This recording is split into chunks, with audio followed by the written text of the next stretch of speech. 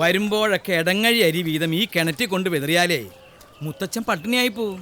കിണറ്റിലെ മീനിന് തിന്നാനുള്ളതൊക്കെ അതിൽ തന്നെയുണ്ട്. നമ്മളായിട്ടൊന്നും കൊടുക്കണ്ട. മീനിന് കൊടുക്കുന്ന ഭക്ഷണത്തെ പറ്റി ടിവിയിൽ പറയണ്ടായിരുന്നു. അത് നമ്മുടെ വീട്ടിൽ ചില്ലുകൂട്ടിലിട്ട് വളർത്തുന്ന മീനുകൾക്ക്. നീ ഇങ്ങനെ പൂച്ചയുടെയും പ്രാണിയുടെയും പക്ഷിയുടെയും ഒക്കെ പുറകെ പോണത് ഞാൻ കാരണമാണെന്നാ നിന്റെ അച്ഛൻ്റെ പരാതി. നല്ല മിടുക്കിക്കുട്ടിയാവണമെങ്കിൽ വെയിലും മഴയും മണ്ണും തട്ടാണ്ട് വളരണമെന്നാണ് അവൻ്റെ വിചാരം.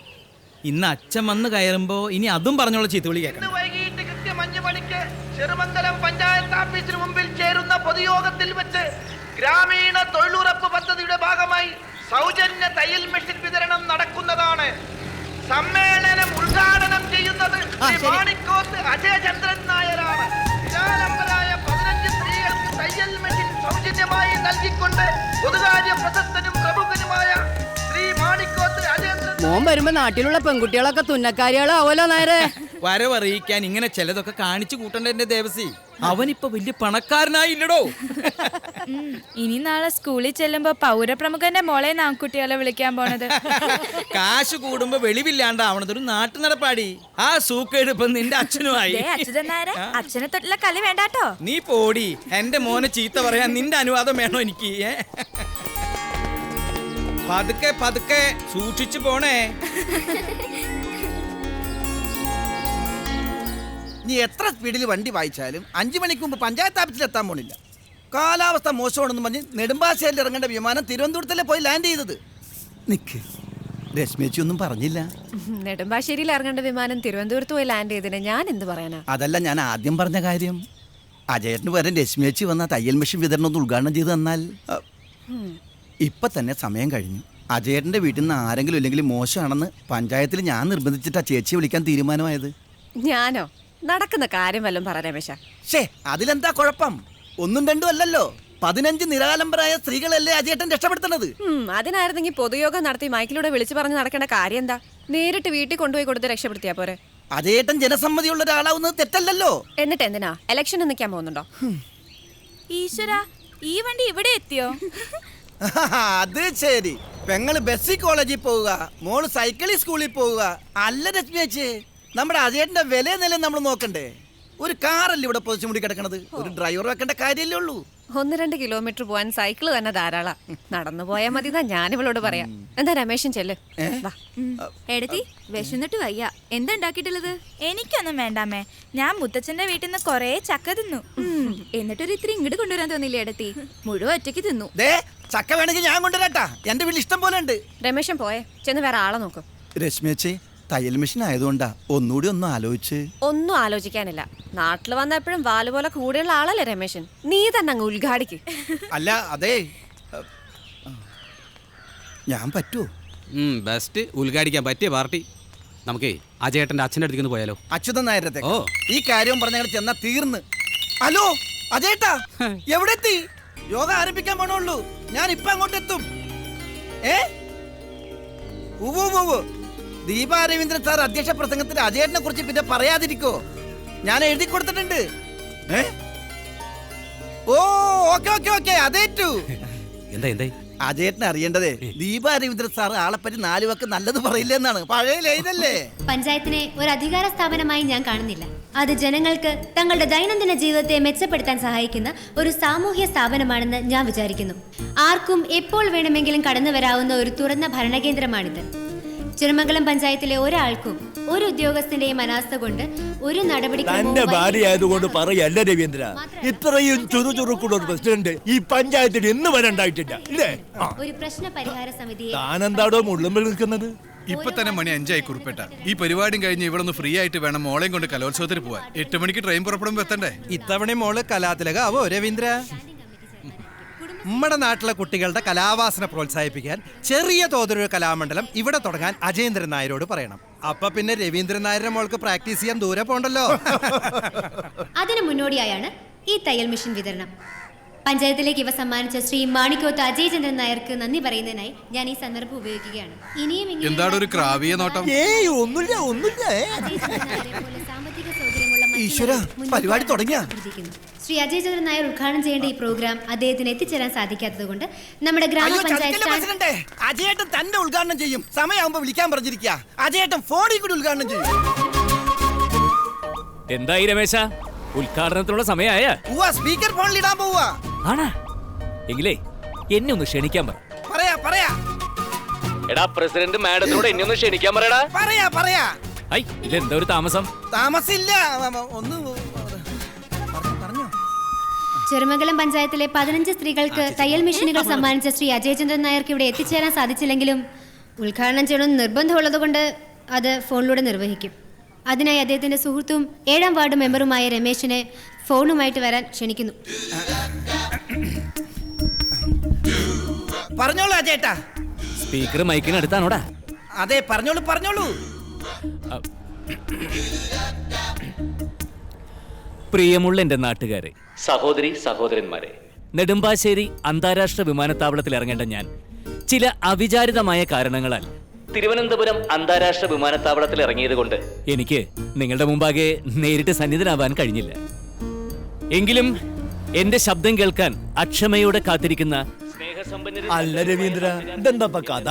ഒരു പഴഞ്ചൊല്ലുണ്ട്, കണ്ട കാണാത്തവൻ കുണ്ട കാണുമ്പോൾ കണ്ട സ്വർഗലോകം. അതന്നെ. ഈ തയ്യൽ മെഷീൻ വിതരണം ഒരു തുടക്കം മാത്രമാണ്. ഇനി വികലാംഗർക്ക് മുച്ചക്ര സൈക്കിൾ, അതിലും വലിയ വാഹനങ്ങൾ വേണ്ടവർക്ക് അത്, അങ്ങനെ അതെന്താ വലിയ വാഹനങ്ങൾ? ട്രെയിൻ, അതാവുമ്പോ ഒരുപാട് പേർക്ക് ഒരുമിച്ച് തൊഴിലാവല്ലോ. ഉണ്ടാവണമെന്ന് മാത്രം. ഇനിയുള്ള കാലം നിങ്ങളിൽ ഒരുവനായി, എന്തിന് നിങ്ങൾ തന്നെയായി, ഒരു നിറ സാന്നിധ്യമായി ഞാൻ ചെറുമംഗലത്ത് തന്നെ ഉണ്ടാവും. ഇത്രയും പറഞ്ഞുകൊണ്ട് തൽക്കാലം ഞാൻ നിർത്തുന്നു. നിങ്ങൾക്ക് ഏവർക്കും എന്റെ നന്ദി, നമസ്കാരം.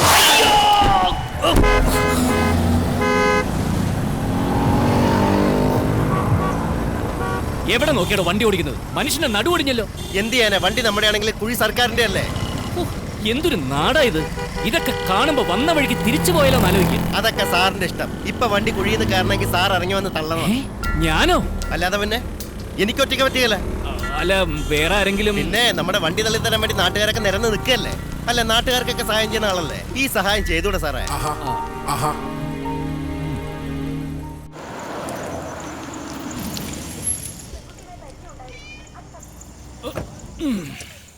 ആ പെട്ടി ഒന്ന് എടുക്കാൻ പറ്റുമോ?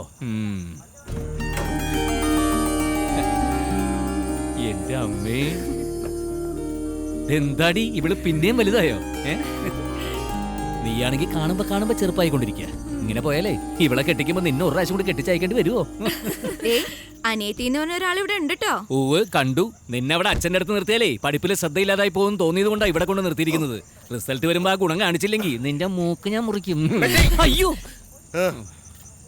മോനെ, ദേ പറഞ്ഞതിനേക്കാൾ ഒരു 500 റുപ്യ കൂടുതലുണ്ട്. സന്തോഷായല്ലോ.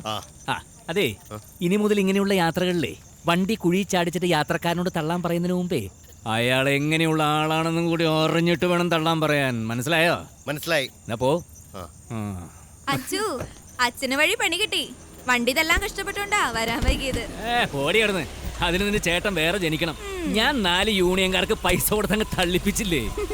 എന്നാലും നമ്മുടെ നാടുണ്ടല്ലോ, ഖട്ടറും പഞ്ചറും ബ്ലോക്കും റോഡ് പടിയും. ഓ മടുത്തുപോയി.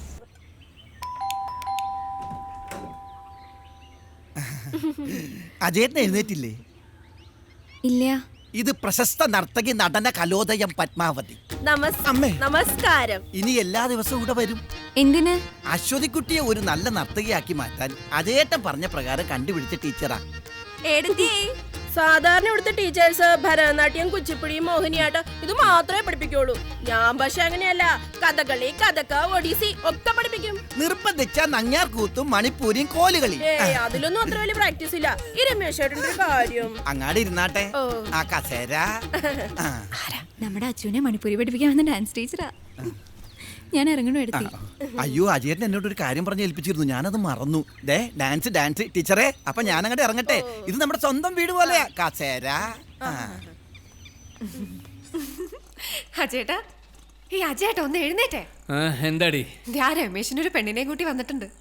പെണ്ണോ? അജേട്ടൻ പറഞ്ഞിട്ട് വന്നതാന്നാ പറഞ്ഞേ, അച്ഛന് ഡാൻസ് പഠിപ്പിക്കാൻ. അവര് വന്നോ? അച്ചു, നിന്റെ ഡാൻസ് ടീച്ചർ വന്നിട്ടുണ്ട്. ഡാൻസ് ടീച്ചറോ? ആ, വേണമെങ്കിൽ ഇന്ന് തന്നെ ക്ലാസ് തുടങ്ങും. പക്ഷെ സമയം എങ്ങനെയാന്ന് വെച്ചാൽ നീ തന്നെ പറഞ്ഞാൽ മതി. അയ്യേ എനിക്കിഷ്ടല്ല ഡാൻസ് പഠിക്കാൻ. പിന്നെ നിനക്ക് എന്താ ഇഷ്ടം? കണ്ണി കണ്ട പട്ടിയുടെയും പൂച്ചയുടെ പുറകെ കിടക്കാനോ? ഇഷ്ടമല്ലാത്തത് പഠിക്കാൻ പറ്റുവച്ചാ? എന്താ ഇത്? എടീ, ഇക്കാലത്ത് മ്യൂസിക്, ഡാൻസ് അങ്ങനെ എന്തെങ്കിലും ഒന്ന് പഠിച്ചിരിക്കുന്ന ഒരു അന്തസ്സാ. ഇത്തിരി സാമ്പത്തിക ശേഷിയും സൗകര്യമുള്ള വീട്ടിലെ മാതാപിതാക്കളെ കുട്ടികളെ എന്തെങ്കിലും ഒരു എക്സ്ട്രാ കരിക്കുലർ ആക്ടിവിറ്റി പഠിപ്പിച്ചിരിക്കും. അതിന് അവൾക്കൂടെ ഇൻട്രസ്റ്റ് വേണ്ടേ? പഠിച്ചു തുടങ്ങിയ ഇൻട്രസ്റ്റ് ഒക്കെ താനേ ഉണ്ടായിക്കോളും. ഇവള് വെറുതെ മ്യൂസിക്കും ഡാൻസും ഒക്കെ പെൺകുട്ടികൾക്ക് ഒരു അഴക. അത് ചെറുപ്പം തൊട്ടേ പഠിച്ചു തുടങ്ങണം. നമ്മുടെ നായന്മാരുടെ ചരിത്രം തന്നെ എടുക്ക്. മിക്കവാറും സ്ത്രീകൾ പണ്ട് തൊട്ടേ കഥകളി, നൃത്തം, ചെണ്ട, വീണ അങ്ങനെ എന്തിലെങ്കിലും ഒന്നിൽ കഴിവ് തെളിയിച്ചിട്ടുണ്ട്. അടുത്ത യൂത്ത് ഫെസ്റ്റിവലിനെ ഒരു 10 മിനിറ്റ് വരുന്ന ഒരു ഇൻസ്റ്റന്റ് ഐറ്റം സെറ്റപ്പ് ആക്കി തരാൻ ഞാൻ ടീച്ചറിനോട് പറയാം. അതങ്ങ് പഠിച്ചിട്ട് മോള് വാങ്ങണം ഫസ്റ്റ് പ്രൈസ്. എന്നിട്ട് ശ്രീകുട്ടിയെ തോൽപ്പിക്കാനല്ലേ? അയ്യോ, ഈ അസ്ത്രീകരത്തിന് ഇതിനകത്ത് കണ്ടുപോരുന്ന എത്ര വട്ടം പറഞ്ഞിട്ടില്ല ഞാൻ. ഞാൻ ഡാൻസ് പഠിക്കാത്തതിന് പൂച്ചക്കുട്ടിയെ തല്ലി. അച്ഛന്റെ പൂർവ്വകാലം മുഴുവൻ മോൾക്ക് വിളമ്പി കൊടുത്തിട്ടുണ്ടല്ലേ? നല്ല ബെസ്റ്റ് അമ്മ. ഞാൻ പറഞ്ഞു കൊടുത്തതൊന്നല്ല. ഓരോ തവണ ലീവിന് വരുമ്പോഴും കൂട്ടുകാരായിട്ട് ഇവിടെ ഇരുന്ന് സഭ കൂടുമ്പോഴേ നാക്കിനെല്ലില്ലാത്ത പഴങ്കഥകൾ വിളിച്ചു പോകുമ്പോഴും ഓർക്കണം. ഞാനെന്ത് പറഞ്ഞു? കണ്ണി കണ്ട പെണ്ണുങ്ങളുടെ പുറകെ നടന്ന കഥ മോള് കേൾക്ക പറഞ്ഞു. അത്ര തന്നെ. അല്ല, മോക്ക് താല്പര്യമില്ലെങ്കിൽ ഡാൻസ് അല്ലേ, ആർക്കും പഠിക്കാലോ. ആ ചേട്ടൻ വേണേ കുറച്ച് മണിപ്പൂരി പഠിച്ചു. ബിസിനസിന് ഗുണം ചെയ്യും. ഇനി ആ ഓടുകൂടി എടുത്തോ നായരെ. ഓ, കാലത്ത് തന്നെ ഈ കണി കാണേണ്ട ഗതികേട് വന്നല്ലോ എന്റെ ഈശ്വര. എടാ, പൂരപ്പുറത്ത് കയറുമ്പോ ഒരു അണ്ടർവയർ ഇട്ട് വരണം 1000 പ്രാവശ്യം പറഞ്ഞിട്ടില്ലേ? ഈ കർക്കടം വരെ കാത്തിരിക്കേണ്ട വല്ല കാര്യം ഉണ്ടായിരുന്നു നായരെ? എന്ത് ഇത് കാണാനാ? അയ്യേ അതല്ല, പിന്നെ ഈ ഓടുമേലേ ഓരപ്പുറത്ത് കയറാൻ ഈ കോരെങ്ങനെ കിട്ടണ്ടേ? എടോ, താൻ ഈ ഓടൊക്കെ ഒന്ന് എടുത്തു കൊടുത്തേ. എനിക്ക് നേരില്ല. എനിക്ക് ആ ദേവമ്മയുടെ പശുവിനെ ചവിട്ടിക്കാനുണ്ട്. ഞാൻ പോണ്. നീ ദേവമ്മയുടെ പശുവിനെ ചവിട്ടിച്ച് നോക്ക്.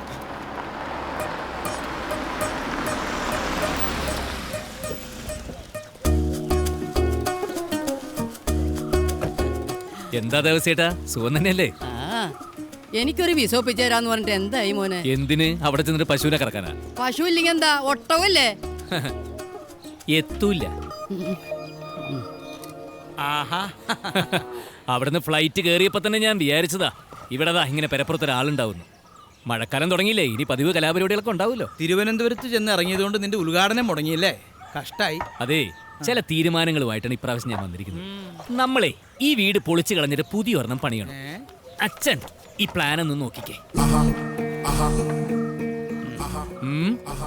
നാളെ രാവിലെ എഞ്ചിനീയറോട് വരാൻ പറഞ്ഞിട്ടുണ്ട്. എത്ര സ്ക്വയർ ഫീറ്റാ? നീ ഓട് വെച്ചൊന്ന് തീർക്ക്. അതെ, വെച്ച് തിരികെ. ഇതിനകത്ത് കയറിയാൽ തന്നെ പൊട്ടിയ ഓടിനകത്ത് കൂടെ വെള്ളം വീടിനകത്ത് നിരത്തി വെച്ചിരിക്കുന്ന കുറെ പാത്രങ്ങളിലേക്ക് ഇങ്ങനെ ടൈ ടൈ ടൈ എന്ന് വീഴുന്നൊരു പഴയ ശബ്ദം ഉണ്ടല്ലോ, അതാ ഓർമ്മ വരിക. അതിനിപ്പോഴും മാറ്റമൊന്നുമില്ലടാ. എനിക്കെന്തോ പുറത്ത് മഴ പെയ്യുമ്പോ അകത്ത് പാത്രങ്ങളിൽ വെള്ളം വീഴുന്ന ശബ്ദം കേട്ട് കിടക്കണത് ഭയങ്കര ഇഷ്ടമാണ്. അത് ജനലും വാതിലും കൊട്ടിയടച്ച് AC റൂമിൽ കിടന്നാൽ കിട്ടില്ല. ഇതാണ് കൊടുത്തേ. കോഴികൾ പട്ടിണി എടുക്കുക എന്ന് വെച്ചാ പൊട്ടക്കണക്കിലെ തവളയായിട്ട് കാലം കഴിക്കണമെന്ന് തന്നെ. അതെ, എനിക്ക് വേണമെങ്കിൽ സ്വന്തം കാര്യം മാത്രം നോക്കി ജീവിക്കാനൊക്കെ അറിയാം. പക്ഷെ അതിന് തോന്നണില്ല. നമ്മൾ രക്ഷപ്പെടുമ്പോ അതേ സ്റ്റാറ്റസിൽ നമ്മുടെ കുടുംബക്കാർ കൂടി ജീവിക്കണമെന്ന് ഞാനൊന്ന് ആഗ്രഹിച്ചു പോയി. അതിലിപ്പോ എന്താ വലിയ തെറ്റ്? നിന്റെ കയ്യിലിപ്പോ കാശുണ്ട്, അതുകൊണ്ട് അജയേന്ദ്രൻ നായരുടെ അച്ഛനാണ്, അളിയനാണ്, പെങ്ങളാണ് എന്ന് ചൂണ്ടിക്കാണിക്കാൻ ഇത്തിരി കൊള്ളാവുന്ന ആളുകൾ വേണം. ഇപ്പോഴത്തെ അവസ്ഥയിൽ ഞങ്ങളെ നിന്റെ കണ്ണിൽ പിടിക്കണില്ല. അതല്ലേ ഈ സ്റ്റാറ്റസ് എന്ന് പറയുന്നത്. ഇന്നാളെ എന്തോ പറഞ്ഞ കൂട്ടത്തിൽ നിന്റെ മോള് പറയാ അവൾക്ക് 10 ജോഡി യൂണിഫോം ഉണ്ട്. അതും നീ പറഞ്ഞ സ്റ്റാറ്റസിൽ പെടില്ലേ? എന്നാ പിന്നെ പണ്ട് ഞാൻ സ്കൂളിൽ പോയിരുന്ന പോലെ ഒരേ യൂണിഫോം തന്നെ വീണ്ടും വീണ്ടും കഴുകി വൃത്തിയാക്കി എന്നും ഇടിപ്പിച്ചു വിടാൻ ഞാൻ അവളെ. എടാ, 10-35 വയസ്സ് കഴിഞ്ഞ ഒട്ടുമിക്ക മലയാളികളോടും നീ ചോദിച്ചു നോക്ക്, അവരുടെ ചെറുപ്പത്തിൽ എങ്ങനെയായിരുന്നു. നീ മാത്രല്ല, അവരെല്ലാവരും കിലോമീറ്ററുകളോളം നടന്നു സ്കൂളിൽ പോയവരാ. 1-2 യൂണിഫോം മാത്രം ഇട്ട് പഠിച്ചവരാ. ഓണത്തിനും വിഷുവിനും പെരുന്നാളിനും മാത്രം കോടിയെടുത്ത് ശീലിച്ചവരാ. ഇപ്പൊ കാലം മാറി. പണ്ട് ആവശ്യത്തിനായിരുന്നെങ്കിൽ ഇന്ന് ആർഭാടത്തിന് വേണ്ടിയാ പണം ചെലവാക്കുന്നത്. അതല്ലേ സുഖു ഈ സ്റ്റാറ്റസ് എന്ന് പറയണത്.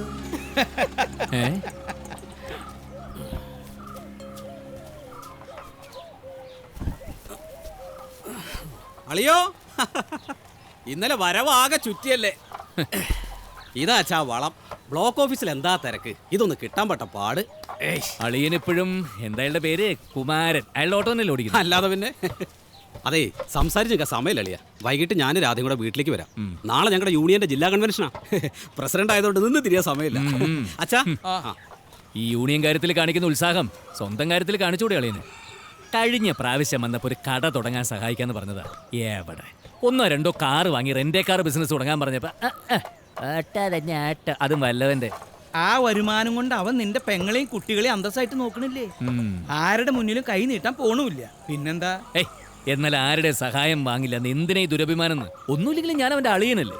നിന്റെ ഭാഷയിൽ അത് ദുരഭിമാനം, പക്ഷെ അവന്റെ ഭാഷയിൽ അതിന് ആണത്തൊന്നും കൂടി അർത്ഥമുണ്ട്. അവന് അവന്റെ സ്റ്റാറ്റസ് നോക്കണ്ടേ? നിനക്ക് ചായ വേണോ? എനിക്കൊന്നും വേണ്ട. ഇതെന്താ കുപ്പിയ? എന്തേ കഴിഞ്ഞ തവണത്തെ പോലെ ആ ദേവസ്വേട്ടൻ ഇവനെ പോലുള്ള നാട്ടുകാർക്കും വിളമ്പി തീർക്കണ്ട. 10,000 രൂപ വിലയുള്ളതാ. ശനിയാഴ്ച വൈകുന്നേരം വേഷപ്പന്റെ ഷാപ്പിൽ നിന്ന് ഒരു കുപ്പി കള്ള്. ആ ശീലം തന്നെ ഇപ്പോഴും ഉള്ളൂ. ഇതൊന്നും ഞങ്ങളുടെ സ്റ്റാറ്റസിന് ചേരില്ല. എന്നാ കൊണ്ടുപോയി കളയും. ഏയ് നീ പോവാ. തിരക്കില്ലെങ്കിൽ കുറച്ചു നേരം നമുക്ക് ഇരുന്നിട്ട് പോവാടാ. ഇവിടെ കൊറേ കാലായില്ലടാ നമ്മൾ തമ്മിൽ കണ്ടിട്ട്. എന്നാ പിന്നെ ചായ ഞാൻ ഉണ്ടാക്കാം. ആയിക്കോട്ടെ, കൊണ്ടുവന്ന് കുപ്പിയോ?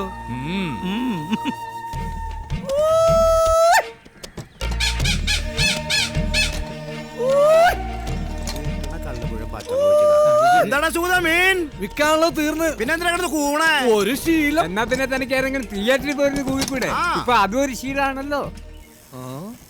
അജയനും ഇങ്ങോട്ട് എത്തിയ എന്നിട്ട് അവിടെ ഇതാ അവിടെ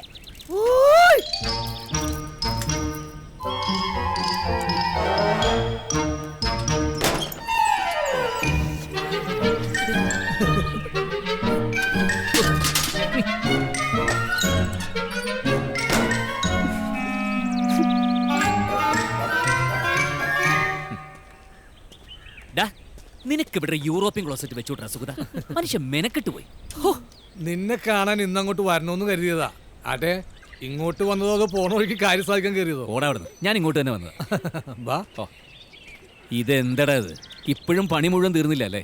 ദുബായിക്കാരനാണെന്നുള്ള ഗെയിമിൽ ഒരു ഊക്കിന് തുടങ്ങി വെച്ചതാ. തീർക്കണം. എന്നാ പിന്നെ തീർത്തൂടെ? എത്ര കാശ് വേണം? ഒരു 2-3 ലക്ഷം റുപ്യ ഉണ്ടെങ്കിൽ തീരില്ലേ? പണി വേണമെങ്കിൽ നാളെ തന്നെ തുടങ്ങിക്കൂടാ. കാശിന്റെ കാര്യം ഓർത്ത് പേടിക്കണ്ട. നിന്റെ കയ്യിൽ കാശുണ്ട്, അത് നീ ചോദിക്കാതെ തന്നെ തരുമെന്ന് എനിക്കറിയാം. പക്ഷേ സ്വന്തമായിട്ട് വേർത്തുണ്ടാക്കിയ കാശ് കൊണ്ട് വിടുന്ന വീട്ടിൽ കിടന്നാലേ എനിക്ക് ഓർമ്മ വരും. ഇതാണ് ഇവന്റെ കുഴപ്പം. ആവശ്യമില്ലാത്തൊരു കടുംപിടുത്തം. വെറുതെ അല്ല ദുബായിന്ന് കുറ്റിയും പറിച്ചും കൊണ്ട് പോകുന്നത്. ഇവൻ വിസ അയച്ചു തന്നിട്ടില്ല ഞാൻ പോയത്. ഞാൻ അവിടെ പിടിച്ചു നിന്നു, രക്ഷപ്പെട്ടു. ഇവനോ? എനിക്കെന്താ കുഴപ്പം പറ്റിയത്? അല്ലെങ്കിൽ തന്നെ ദുബായിൽ ഞാൻ എന്താ ചെയ്തുകൊണ്ടിരുന്നത്? AC ഉള്ള ഫിഷ് മാർക്കറ്റിൽ മീൻ കച്ചവടം. നാട്ടിൽ വന്നപ്പോൾ നമ്മളെ വെയിലും മഴയും കണ്ട് ഒന്നും പറഞ്ഞ് മീൻ വിൽക്കുന്നു. എനിക്ക് നല്ലതെന്ന് തോന്നണത് ഇതാ. കാശ് മാത്രം പോരല്ലോ, നമ്മുടെ ചോറും മീൻകറിയും ബീവറേജിന്റെ മുമ്പിൽ ക്യൂവും അതും കൂടി ആസ്വദിക്കാനുള്ളതല്ലടാ നമ്മുടെ ജീവിതം. ഇതൊന്നും വേണ്ടാന്ന് വെച്ചിട്ട് അയ്യേ വെറുതെ അല്ല വീട് 4 കൊല്ലമായിട്ട് ഇങ്ങനെ തന്നെ നിൽക്കണത്. ഇനിയിപ്പോ സ്വന്തം വേർപ്പ് കൊണ്ട് വീട് പണിയുന്നാണെങ്കിൽ അതിനുള്ളൊരു വഴി ഞാൻ പറഞ്ഞുതരാം. സാറ് സമ്മതിക്കോ? എന്താ പറ. ഈ മീൻ ഈ സൈക്കിളിൽ കൊണ്ടുവരുന്ന വിൽക്കുന്ന ഏർപ്പടങ്ങ് നിർത്ത്. ഒരു പെട്ടിയോട്ടോ മേടി. അതിനുള്ള കാശ് ഞാൻ തരാം. എന്നിട്ട് അതിരാവിലെ കടപ്പുറത്ത് പോയിട്ട് മീൻ ലേലത്തിന് പിടിക്കണം. എന്നിട്ടെന്താ ഒരു ലെവലായ ഇത്തിരി ലോൺ എടുക്കുക, ഒരു ഫിഷിംഗ് ബോട്ട് വാങ്ങുക. എന്നിട്ട് ഒന്നുകൂടി ലെവലായ കുറച്ചുകൂടി ലോൺ എടുത്തിട്ട് ഒരു 3-4 ഫിഷിംഗ് ബോട്ട് വാങ്ങാം. അതെ, അങ്ങനെ തന്നെ വികസിക്കുക. എന്നിട്ട് ലോൺ അടക്കാൻ കാശില്ലാണ്ടാവുമ്പോ ഞാനും ഭാര്യയും മക്കളും കൂടി ഓരോ ബോട്ടിൽ കയറി കെട്ടി തൂങ്ങി ചാവാം. ഇതാണ് ഈ മലയാളികളുടെ കുഴപ്പമെന്ന് പറയണത്. എന്തിനാടാ പൊളിയുന്നതിനെ കുറിച്ച് ആലോചിക്കുന്നത്? എടാ കഴുതേ 4 കാശ് കയ്യിൽ വന്നു കഴിഞ്ഞാൽ മനസമാധാനമായിട്ട് ഭാര്യയും പിള്ളേരായിട്ട് സുഖമായിട്ട് ജീവിച്ചൂടെ? അത് തന്നെയല്ലേ ഞാനിപ്പോഴും ചെയ്തോണ്ടിരിക്കുന്നത്. സുഖമായിട്ട് തന്നെയല്ലേ ജീവിക്കണത്. എടീ, നിനക്ക് മനസ്സമാനത്ത് വല്ല കുറവുണ്ടോ ബാങ്കിൽ നിന്ന് ലോൺ എടുക്കാത്തോണ്ട്? ഇവിടെ എല്ലാവർക്കും എന്റെ അച്ഛൻ അച്യുതൻ നായരുടെ അതേ സ്വഭാവം. ഹലോ, എടാ ഞാൻ അങ്ങോട്ട് പുറപ്പെട്ടു. കാപ്പി? കാപ്പിയൊന്നും വേണ്ട, പോയിട്ട് അല്പം ധൃതിയുണ്ടേ. ഒരു സാധനം പിടയ്ക്കാൻ പോവാ. കുറച്ച് മീനെടുത്ത് കാറിൽ വെക്കട്ടെ, ഉണക്കിയത്. പിന്നെ നിന്റെ ഉണക്കമീൻ കൊണ്ടുപോകാൻ നിക്കല്ലേ ഇവൻ. ഇതേ പഴയ അജയചന്ദ്രൻ നായരൊന്നും അല്ല. കൊണ്ടുപോയാൽ എന്താന്ന്? നിങ്ങളൊക്കെ എന്തിനാ എന്നൊരു അന്യനായിട്ട് കാണുന്നത്? അന്യനായിട്ട് കാണല്ല അജയ. നല്ല ഭംഗിയുള്ള ഒരു മുല്ലപ്പൂമാലയുടെ അറ്റത്ത് ഒരു ചാളത്തല വെച്ചാൽ എങ്ങനെ ഉണ്ടാവും?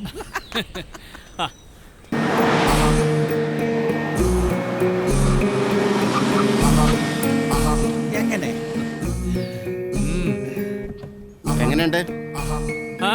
കുഴപ്പമില്ല. ഒരുപാട് പേര് വന്ന് നോക്കിയതാ. പണം മാത്രം പോരല്ലോ. അതെ, നമ്മുടെ കണ്ണിലെ കൃഷ്ണമണി പോലെ നോക്കുന്ന വണ്ടി ഒരാൾക്ക് കൊടുക്കുമ്പോ വാങ്ങുന്നവന്റെ പാരമ്പര്യം കൂടി നോക്കണ്ടേ? പാരമ്പര്യം നോക്കാൻ ഇത് മോളെ കെട്ടിച്ചു കൊടുക്കുന്ന കാര്യമൊന്നുമില്ലല്ലോ. വണ്ടി കച്ചവടല്ലേ. എന്നെ സംബന്ധിച്ചിടത്തോളം അതിലും വലുതാ. അതേ, ബാർഗെയിനിങ്ങിനൊന്നും ഞാനില്ല. പറഞ്ഞ കാശും എന്റെ വണ്ടിയും കൂടി അങ്ങ് തരും. അതൊന്നും പറ്റില്ല. ഞാൻ പറഞ്ഞതിൽ ചില്ലി കാശ് കുറയില്ല. എന്താ അച്ചായ ഇത്? ഒരുമാതിരി മീൻ കച്ചവടം നടത്തണ പോലെ. അജേട്ടൻ കുറെ കൂടി കയറ്റി വെക്കും. അതെ, ആ താക്കോൽ അങ്ങോട്ടും ഇങ്ങോട്ടും കൈമാറിയിട്ട് അതങ്ങോട്ട് ഉറപ്പിക്ക്. അജേട്ടാ കൊടുത്തേ. അല്ല പിന്നെ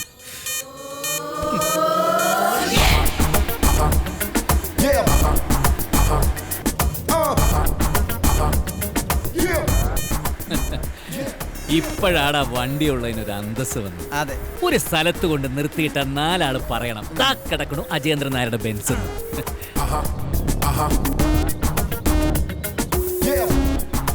ആ പഞ്ചായത്ത് പ്രസിഡന്റിന്റെ റേഷൻ കടയല്ലേ ഇത്? ആ.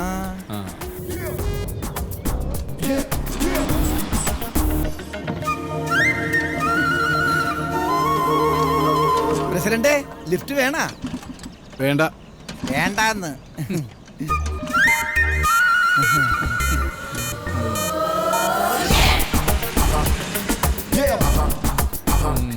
അജയന്റെ എന്തൊരു പ്രത്യേക സന്തോഷം ഉണ്ടടാ. അവൾ എന്നെയാ കല്യാണം കഴിച്ചിരുന്നെങ്കിൽ ഇപ്പൊ വെയിലത്ത് നിന്ന് വേർക്കേണ്ട വല്ല കാര്യം ഉണ്ടായിരുന്നു. ബെൻസിൽ ഞെളിഞ്ഞിരുന്നങ്ങ് പോവായിരുന്നില്ലേ? ആ പക ഇപ്പോഴും മനസ്സിൽ നിന്ന് പോയിട്ടില്ലല്ലേ? ആദ്യം സ്നേഹിച്ച പെണ്ണ്, ആദ്യം സ്വന്തമാക്കാൻ മോഹിച്ച വണ്ടി, ആദ്യം പണിയാൻ കൊതിച്ച വീട്, അതൊന്നും അത്ര പെട്ടെന്ന് മനസ്സിന്ന് പോകൂല രമേശ. പെണ്ണിനെ പോലല്ലോ വീട്, അത് ഇനിയും പണിയാലോ. പണിയണം. പൂമുഖവും നടുമിറ്റവും 4 കെട്ടൊക്കെ ഒരു വലിയ തറവാട്. ഈ സിനിമകളിലൊക്കെ കാണില്ല, അതുപോലെ ഒരെണ്ണം. പക്ഷെ അങ്ങനെയാണെങ്കിൽ അതിന് മുമ്പിൽ ഒരു ബോർഡും വെക്കാം, വരിക്കാശ്ശേരി മനാന്ന്. അല്ല, പേര് നിർബന്ധമില്ല. പക്ഷെ അതിനു മുമ്പിൽ അജയട്ടെ ചാരിക സെല്ലിങ്ങനെ കിടക്കണം. അരികത്ത് മുറുക്കാൻ ചെല്ലോ കോളാമ്പിയൊക്കെ ആയിട്ട്. ഒരു പണിയില്ലാത്ത 3-4 പേര് വെറുതെ അജയേട്ടന് ചുറ്റി ചമ്രം പടിഞ്ഞിങ്ങനെ ഇരിക്കണം. അജയേട്ടൻ നടുക്കിലിരുന്ന് ഏതോ ഒരു ഗുരുവിന്റെ കബറിൽ പച്ചമണ്ണ് വാരിയിട്ട് പാടിയ പാട്ടും പാടണം. അവിടെയാണ് കുഴപ്പം. അങ്ങനെ ഒരു വീടിന്റെ പ്ലാനുമായിട്ട് ചെന്നപ്പോ അച്ഛനൊരു പൊട്ടിക്ക് സമ്മതിക്കുന്നില്ല.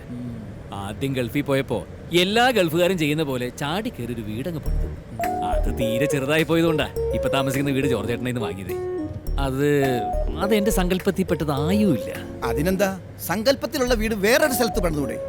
പഞ്ചായത്ത് ഓഫീസിന്റെ മുമ്പിൽ 80 സെന്റ് സ്ഥലം കിടപ്പുണ്ട്. അവിടെ ആകുമ്പോൾ ബസ് സ്റ്റോപ്പിൽ വരുന്നവർ മുഴുവനും വീട് കാണും. കൂട്ടത്തിൽ പഞ്ചായത്ത് പ്രസിഡന്റും. എന്തേ? അല്ല, അവിടെ നല്ല ഷോപ്പിംഗ് കോംപ്ലക്സ് അല്ലേ? ഇനിയുള്ള കാലം നാട്ടിൻപുറത്ത് ആരെങ്കിലും ഷോപ്പിംഗ് കോംപ്ലക്സ് പണിയോ? അതൊക്കെ നമുക്ക് സിറ്റിയിൽ പണിയാലോ. പക്ഷെ ഒരു പ്രശ്നമുണ്ട്, ആ സ്ഥലത്തിന്റെ കരാറ് നാളെ നടക്കാനില്ല ചേട്ടാ. ഒരാഴ്ചക്കുള്ളിൽ തീരും ഉണ്ടാവുന്ന കേട്ടത്. നീ ഇതെന്താ നേരത്തെ പറയാത്തത്? അഡ്വാൻസ് ഇത്തിരി കൂട്ടിക്കൊടുത്താലോ? രക്ഷയില്ല. അത്രയ്ക്ക് മോഹമാണെങ്കിൽ നമുക്ക് ഇന്ന് കയറി വെട്ടാം.